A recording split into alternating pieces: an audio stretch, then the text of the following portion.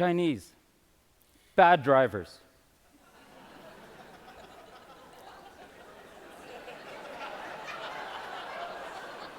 Italians, mafia. Mexicans, traffic drugs. Irish, drunks. Middle Eastern people, terrorists. Racial stereotyping is very common. Racial stereotyping often leads to misunderstandings, discrimination, and sometimes even violence. 6 million Jewish people were killed during the Holocaust because someone thought they belonged to an inferior race. Millions of African people were bought and sold as slaves and killed because someone thought they belonged to an inferior race. Millions of indigenous people around the world have been oppressed and killed because someone thought they belonged to an inferior race. Most recently, in Rwanda, 1 million people, as part of an ethnic cleansing, were killed because someone thought they belonged to an inferior race. I grew up on the north coast of Canada, and when I was a child in school, we would change out of our regular school clothes into our gym or exercise clothes. And we did that in a locker room.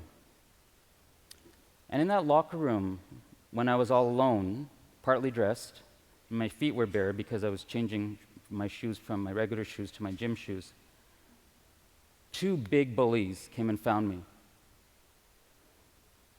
They came up to me and they said, "Hey, you Paki, you Hindu." First, I was just confused because I wasn't from Pakistan. So the word Paki didn't make any sense. I wasn't Hindu, so the word Hindu didn't make any sense. Were they mixing me up with someone else? My feelings of confusion were quickly replaced by fear because I realized the meaning of those words didn't matter. Because of the venom and the hatred in their tone, I realized those words were meant to insult me. Those words were meant to hurt me. This happened week after week. When I was alone in that locker room as a child, these bullies would find me. I didn't know what to do.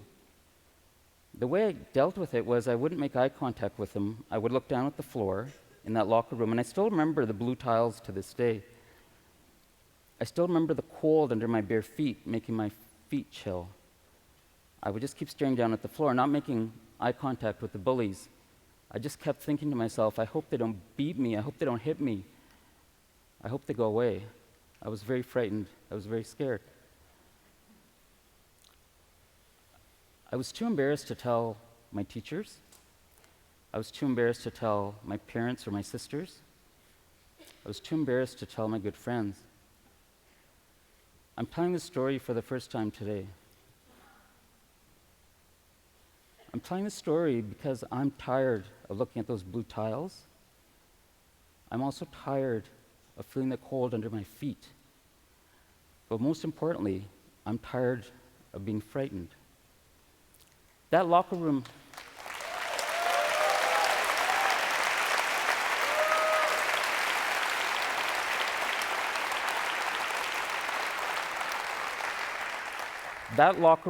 story has an ending.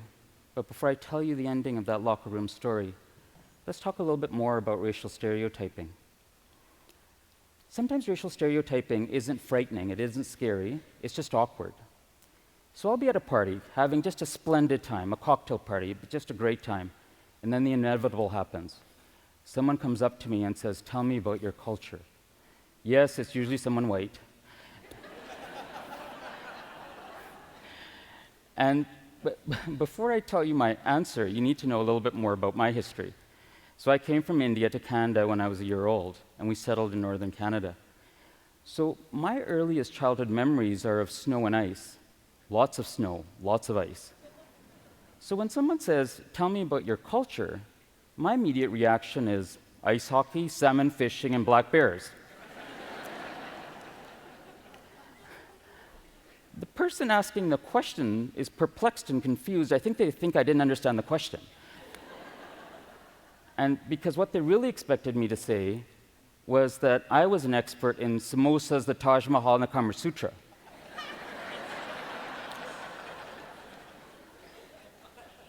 So interestingly, over the years, I have become an expert on those three things too.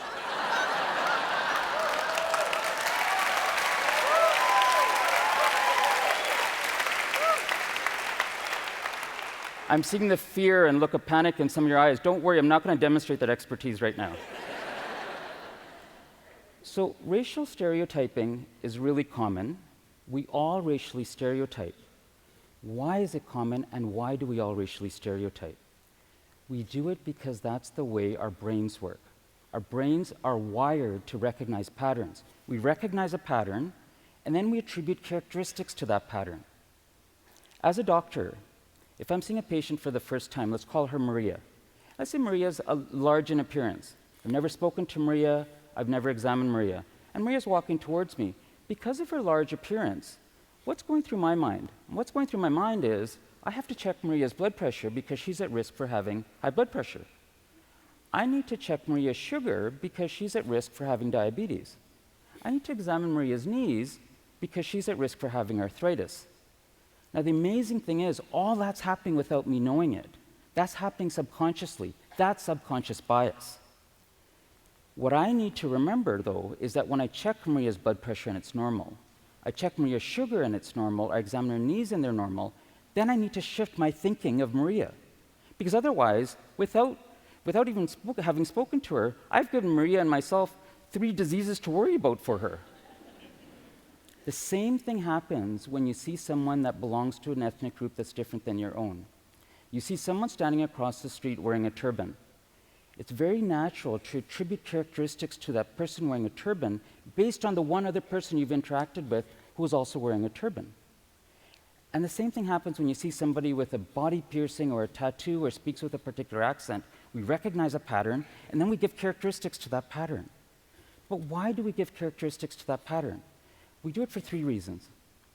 The first is that we often have a very limited experience of dealing with people who belong to that ethnic group. So if you had interacted with not 1, but 100 people wearing turbans, you would quickly understand that that group was pretty diverse. And because that group's diverse, the next time you see somebody wearing a turban, you couldn't generalize, you couldn't stereotype, because that group was so diverse. We have limited experience of dealing with different ethnic groups, and so for that reason, we stereotype and we generalize. The second reason is that the media re-ingrains and re-emphasizes stereotypes. When something horrible happens in France or the Middle East, the media reports it as there were members of a particular faith group, ethnic group, this community group, and that then stays with us. And we start to think that the entire community behaves like that, or the entire ethnic group behaves like that. So the media is partly responsible for our stereotyping. The third reason is it's so much easier and requires less work for us to think that a group is entirely homogeneous and the same, rather than get to know them as individuals. Getting to know somebody individually and uniquely within a group takes a lot of effort. So we sometimes take the path of least work. Those are the 3 reasons that we take that pattern and attribute characteristics to it. What we always need to remember is that we recognize difference. We all see color, we all see difference, and we all have a subconscious bias. The important thing is not to let that subconscious bias operate back here. We need to take that subconscious bias and bring it to the forefront, put it on the table, deal with it, because we all have that. The other really important concept to keep in mind is that racial stereotyping often happens even if we have the best of intentions. In our schools, in our community centers, in our law practices, in our medical practices, we are hungry, we are starving to learn about people that are different than us. Why? Because we want to serve those community members very well. I want to be the best doctor I can be. My colleagues want to be the best lawyers. People want to be the best teachers. And we can only do that if we understand our constituents, our community members very well. So we use terms like cultural awareness, cultural sensitivity, cultural tolerance, cultural safety, cultural competency. Can we truly be culturally competent in someone else's culture?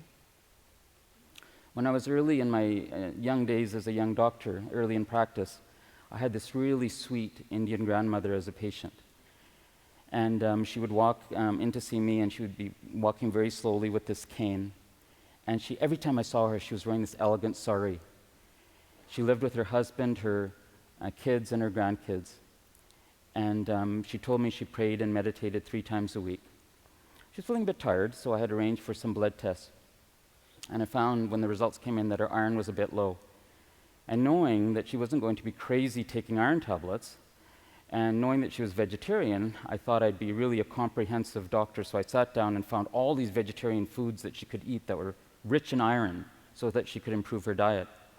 So when she came in, I told her about her low iron, and then I said, and these are all the foods that you should eat. And some of them were kind of straightforward, like spinach, and some were a lot more complicated. And so I was going through the recipes one by one and how she could prepare the food. As I was going through this, it was taking a bit of time, and she got really overwhelmed and stressed. She looked up at me and said, "Wouldn't it just be a lot easier if I ate 2 hamburgers a week?"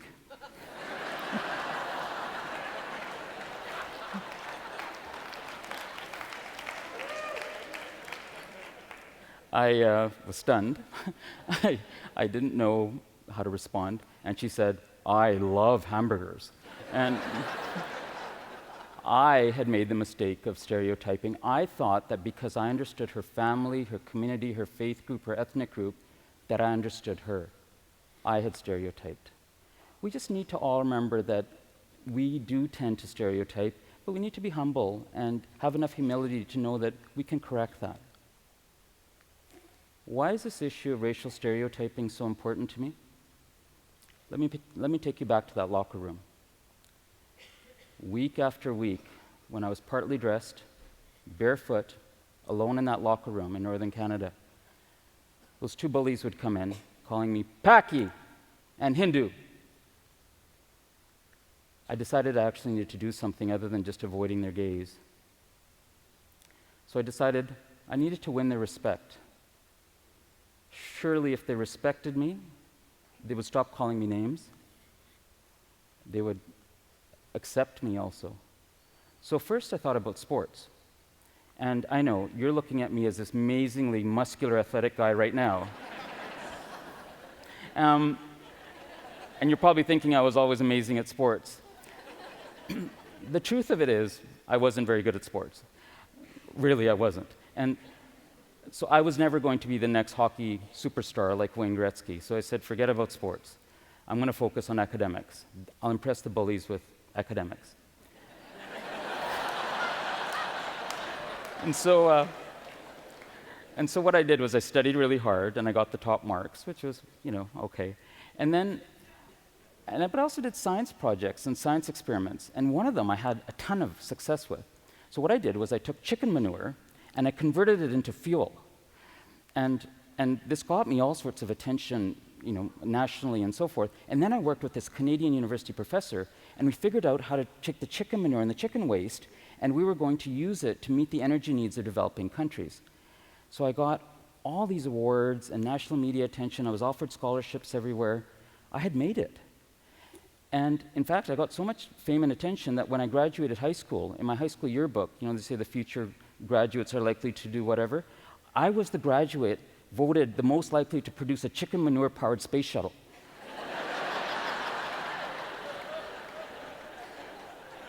This was success. After all this, I went back into that locker room, again changing for gym exercise class, partly clothed, feet were bare, and in walked the 2 bullies. I was ready. I left my eyes off the tiles and actually looked them for the first time right in the eyes. And they looked right back at me. And they said to me in that same hateful voice, "You stupid Paki, you dumb Hindu. Of course you know all about chicken manure. That's your Indian culture. That's all what you do and know in Hindu land." My eyes went from theirs back to the floor, to the blue tiles, and the cold crept through my feet.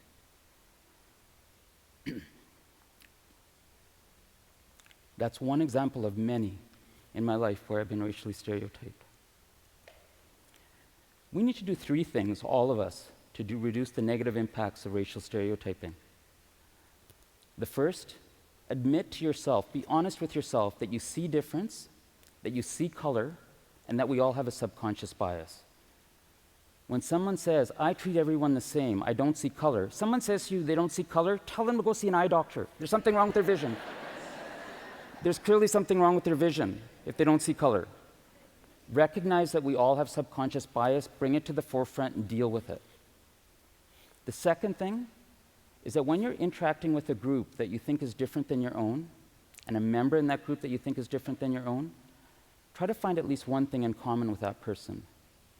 I can guarantee you that you'll have more in common than you will have different. Our differences, the color of our skin, our head covering, our clothing, our music, all external. Inside, we're pretty much the same. I can tell you as a doctor, our blood's the same color.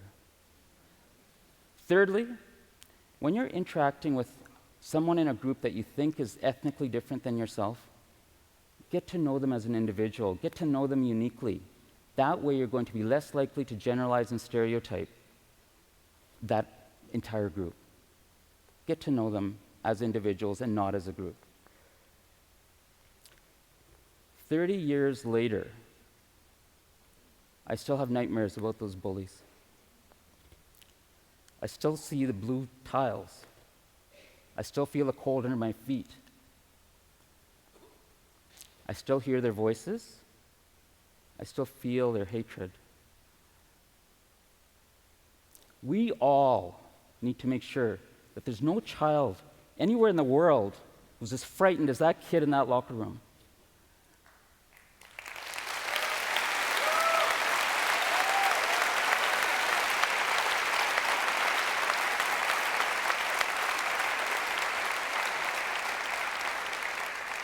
We all need to make sure that we reduce the negative impact of racial stereotyping. We all need to fix racism. Are you ready to do that?